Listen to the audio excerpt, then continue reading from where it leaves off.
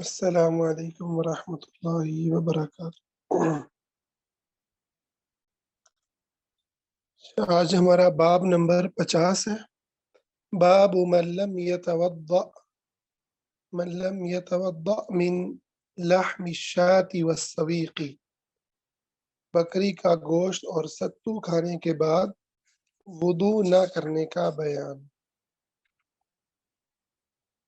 اب وضو کو کیفیت کو بیان کرنے کے بعد امام بخاری کچھ ایکسٹرنل چیزیں ذکر کر رہے ہیں کہ وضو کن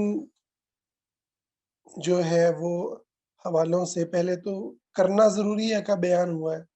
انسان اگر بے وضو ہو جائے تو اس کے لیے نماز کے لیے پھر وضو کرنا ضروری ہے، اور اب جو ہے وہ بتا رہے ہیں کہ کن چیزوں کے اندر وضو کرنا ضروری نہیں ہے۔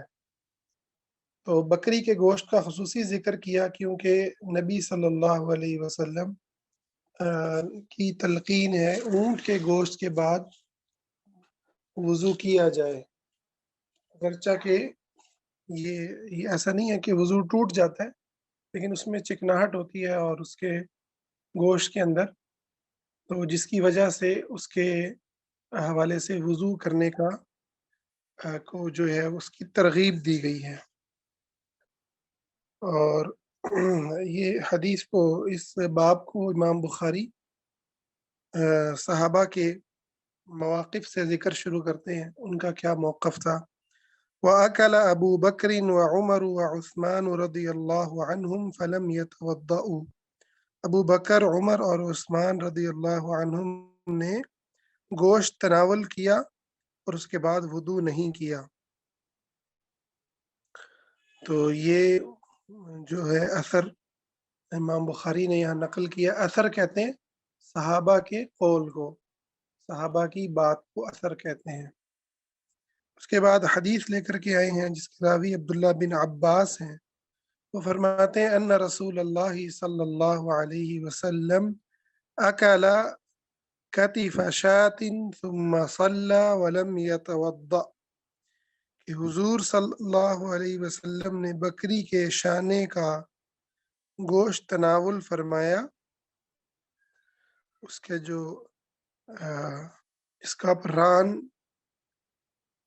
ران کے قریب جو گوشت ہے اس کے بارے میں وہ بتا رہے ہیں، تو وہ تناول فرمایا اور پھر نماز پڑھی اور وضو نہیں کیا۔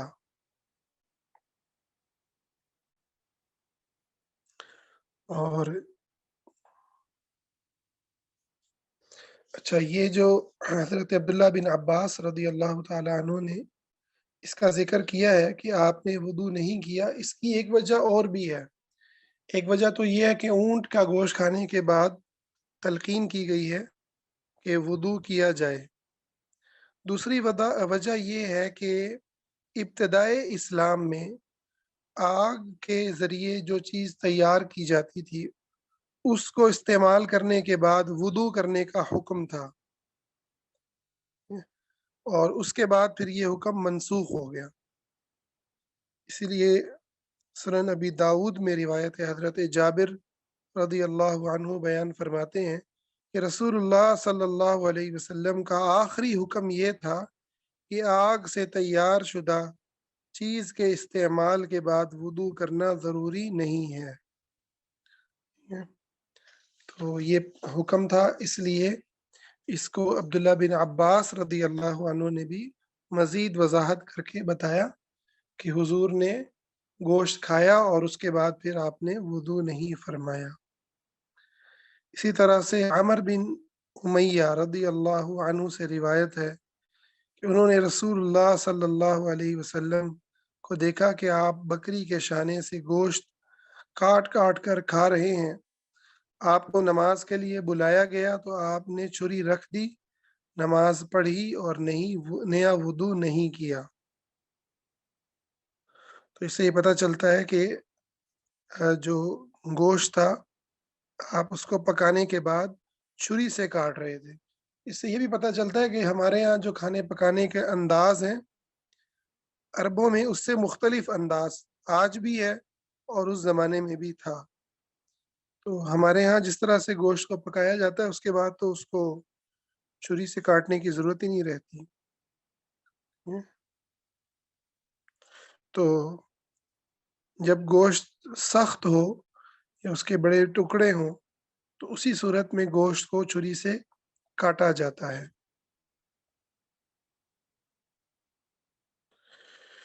اچھا، ایک اور اس میں پتہ یہ چلا کہ اگر امام جو ہے امام کو اور امام کے لیے حکم یہ ہے کہ اگر کوئی مقرر ہے امام تو وہ اپنا کھانا درمیان میں چھوڑ کر لوگوں کو نماز پڑھا سکتا ہے. اچھا، حضور علیہ الصلاۃ والسلام کو جب بلایا گیا تو آپ نے چھری رکھ دی، گوشت کھانا روک دیا اور لوگوں کو نماز پڑھائی.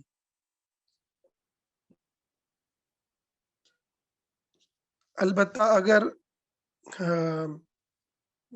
وقت مسجد کے نمازیوں کو وقت مقرر کرنا ہے، عام طور پر جو حکم ہے، یا کوئی مقتدی ہے، عام آدمی ہے، اس کے حوالے سے معاملہ تھوڑا مختلف ہے کہ اگر وہ کھانا کھا رہا ہے تو اس کو کھانا مکمل کر لینا چاہیے.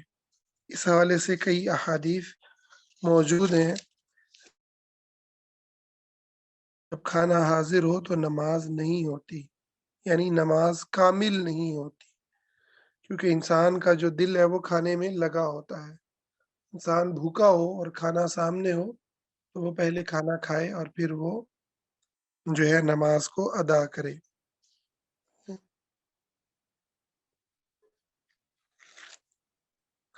اس سے اگلا باب ہے باب من مضمض من السویق ولم یتوضا. ستو کھانے کے بعد وضو کی بجائے صرف کلی کرنا. اور یہ جو واقعہ ہے یہ فتح خیبر کے سال کا ہے. حضرت سوید بن نعمان رضی اللہ عنہ اس حدیث کے راوی ہیں.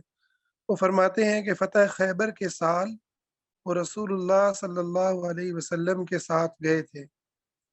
جب مقام صحبا پہ پہنچے، خیبر کے قریب تھا، تو آپ نے نماز عصر ادا کی اور پھر آپ نے زاد سفر طلب کیا کہ جو سامان ساتھ لیا تھا سفر میں آپ نے وہ طلب کیا، تو صرف ستو لائے گئے. آپ نے انہیں تیار کرنے کا حکم دیا، چنانچہ وہ تیار شدہ ستو رسول اللہ صلی اللہ علیہ وسلم اور ہم سب نے کھائے. اس کے بعد آپ نے نماز مغرب ادا کی، اس کے لیے آپ کھڑے ہوئے. آپ نے صرف کلی فرمائی اور ہم نے بھی کلی کی. پھر آپ نے نماز پڑھائی اور جو ہے نیا وضو نہیں کیا. اسی طرح اگلی جو حدیث ہے اس کی راویہ سیدہ میمونہ رضی اللہ عنہا ہے. وہ فرماتی ہیں ان رسول اللہ صلی اللہ علیہ وسلم اکل عندها کتفا ثم صلى ولم يتوضا. کہ رسول اللہ صلی اللہ علیہ وسلم نے ان کے پاس بکری کے شانے کا گوشت تناول فرمایا اور پھر نماز پڑھی اور وضو نہیں کیا.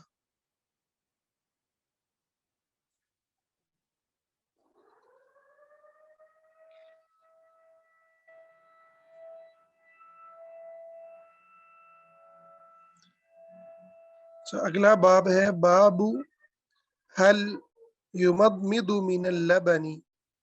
کیا دودھ پینے کے بعد کلی کی جائے گی؟ اس بات کو یہاں پر بیان کر رہے ہیں. اس حدیث کے راوی عبداللہ بن عباس ہیں. فرماتے ہیں ان رسول اللہ صلی اللہ علیہ وسلم شرب لبنا فمضمض. ایک دفعہ حضور صلی اللہ علیہ وسلم نے دودھ پیا اور پھر آپ نے کلی فرمائی. وقال اور فرمایا ان لہو دسما. اس میں چکناہٹ ہوتی ہے، تو چکناہٹ کی وجہ سے آپ نے کلی کی تاکہ قرآن کو پڑھتے ہوئے زبان جو ہے وہ چکناہٹ کی وجہ سے تکلیف میں نہ آئے اور مکمل اور واضح طور پر قرآن کو کی تلاوت کی جا سکے. اس سے اگلا باب ہے باب الوضوء من النوم ومن لم يرى من النعسة والنعستين او الخفقة وضوءا، نیند سے وضو کرنا اور اس بات کا بیان کہ ایک یا دو بار اونگنے یا جھونکا آنے سے وضو ضروری نہیں ہے۔ اس باب میں 3 چیزوں کو بیان کیا جا رہا ہے۔ نمبر 1 نیند، جب وہ انسان پر پوری طرح غالب آ جائے اور سونے والے کو پتہ نہ ہو کہ اس کے ساتھ کیا ہو رہا ہے، اس کو اپنی کیفیت کا نہ پتہ ہو، تو اس حالت کو نیند کہتے ہیں۔ اور اونگ، اس میں آنکھ بند ہو جاتی ہے لیکن شعور باقی رہتا ہے، غفلت طاری نہیں ہوتی، بندے کو یہ نہیں پتا ہوتا کہ کیا ہو رہا ہے، اس لیے اونگنے والا اپنے پاس والے کی بات سن لیتا ہے اور کبھی کبھی سمجھ بھی لیتا ہے۔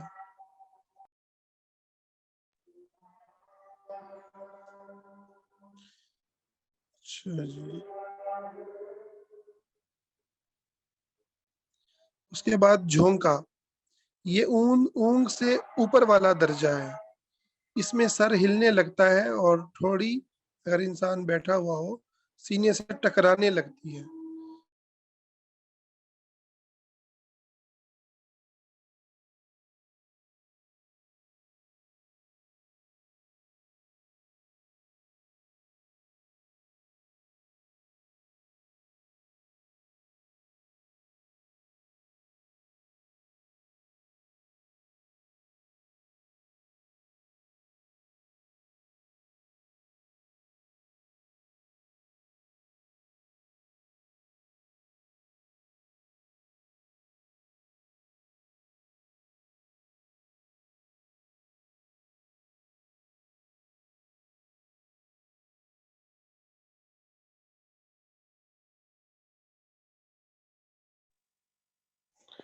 اچھا یہ کٹ گئی تھی۔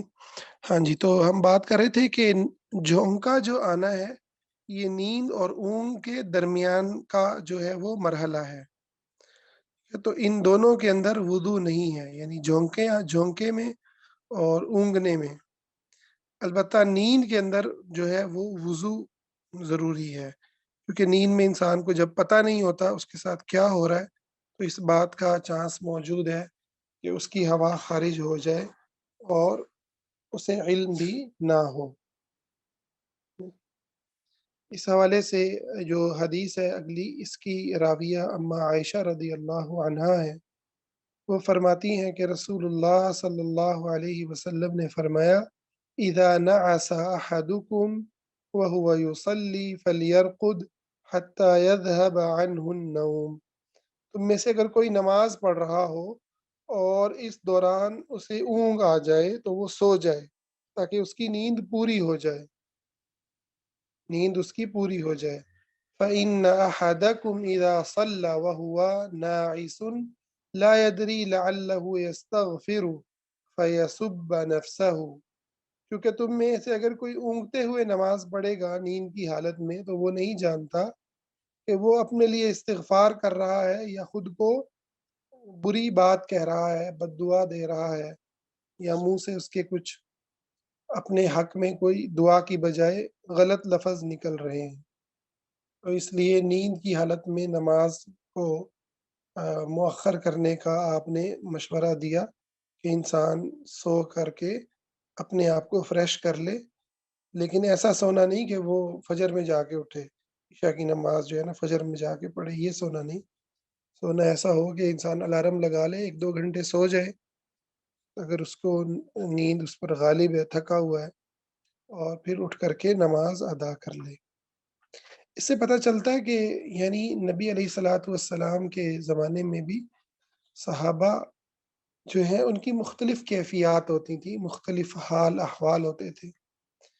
جو بھی ہمارے یہاں جو تصور ایک ماضی کے بارے میں کیا جاتا ہے، خاص طور پر صحابہ کے بارے میں، کہ وہ تو لگتا ہے ایسے جیسے بس پتھر کے بنے ہوئے انسان تھے اور ہر وقت اللہ کی عبادت میں ان کو تو کوئی مسائل ہی نہیں تھے نا۔ تو کبھی ہم اپنے کھانے کو کہ جی ہمارے کھانے بڑے ملاوٹی ہیں، وہ اس میں کوئی شک نہیں ہے، تو جی مطلب ساری سستی ہم نا اپنے زمانے سے جوڑ دیتے ہیں، اپنے کھانوں سے جوڑ دیتے ہیں، تو یہ بھی ایک مِتھ ہی ہے۔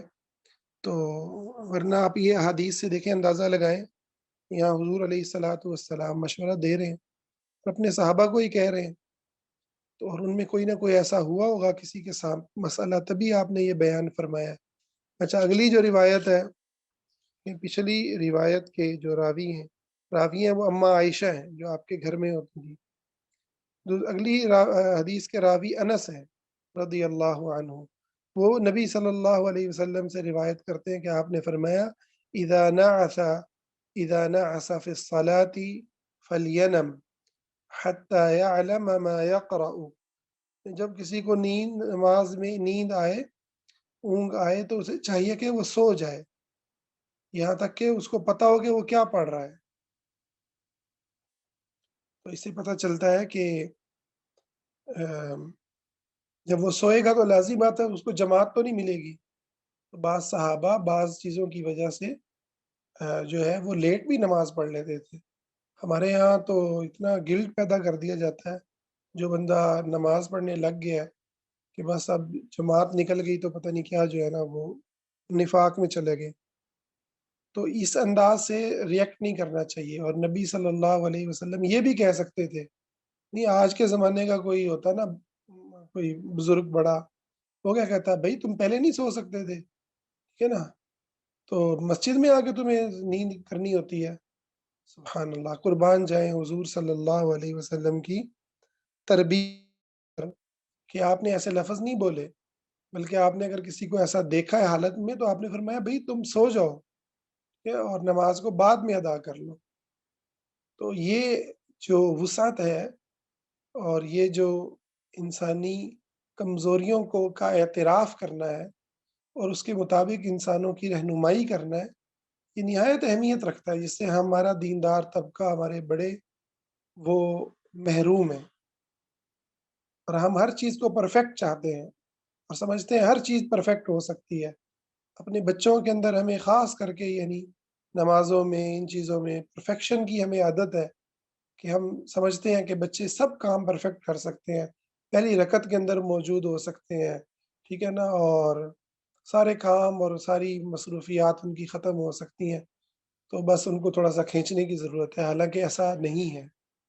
کہ آپ ان کو یقیناً ترغیب دیں، ان کے لیے ان کو اللہ کی محبت ان کے اندر پیدا کریں، لیکن ساتھ ساتھ میں انسانی کمزوری اور انسانی جو آ، اور ہر زمانے کی پھر الگ قسم کی کمزوریاں ہیں اس کے اندر، ٹھیک ہے، اور اس کے الگ مسائل ہیں، تو اس زمانے کے مسائل کو سمجھنا، ان چیزوں کو سمجھنا، اور اس کے اندر جو ایک اسٹینڈرڈ جو لو ہوتا ہے، ٹھیک ہے، دینی طور پر اس کا اعتراف کرنا، ہے نا، اس کا اعتراف کرنا۔ آپ دیکھیں کہ حضرت عمر کے زمانے میں جب قحط سالی ہوئی ہے، کچھ لوگوں نے چوریاں کی ہیں، تو آپ نے حد نہیں قائم کی ان کے اوپر۔ اس کا مطلب یہ نہیں ہے کہ آپ نے کہا کہ ٹھیک ہے چوریاں کرو، لیکن آپ کے سامنے سچویشن تھی نا، تو آپ نے اس سچویشن کے مطابق ڈیل کیا۔ اسی طرح یہاں پر دیکھیں کہ حضور علیہ الصلوۃ والسلام نے اگر کسی کو ایسا دیکھا ہے، تو آپ نے جو ہے وہ آپ صلی اللہ علیہ وسلم نے جو ہے اس کو نصیحت کر دی کہ بھئی تم اپنی نیند جو ہے وہ پوری کر لو۔ اسی طرح دیکھیں آپ جو دوسری حدیث میں نے آپ کو سنائی، کہ آپ نے کھانا کھانے کے بارے میں کہا کہ جب کھانا تو لا صلاۃ اذا حضر الطعام، تو پھر نماز نہیں ہوتی، نماز کامل نہیں ہوتی، تم پہلے کھانا کھا لو۔ حضرت سے کہ ان کے اور نماز کا ٹائم ہو گیا۔ عبداللہ بن عمر وہ ہیں جو اتباع سنت میں کی پیروی کرنے کی کوشش کی، تو انہوں نے کہا نہیں،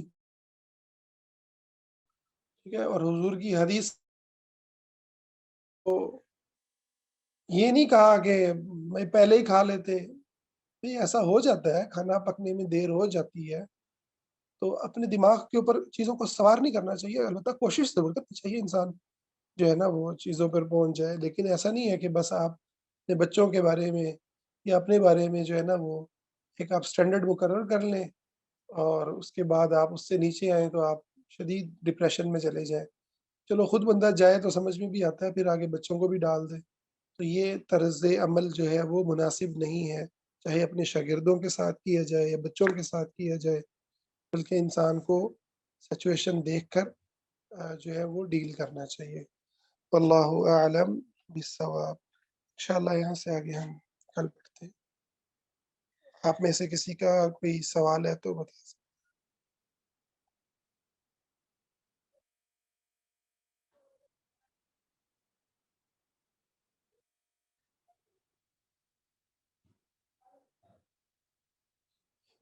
चलें जी, मेरा ख़्याल है सवाल नहीं है। अस्सलाम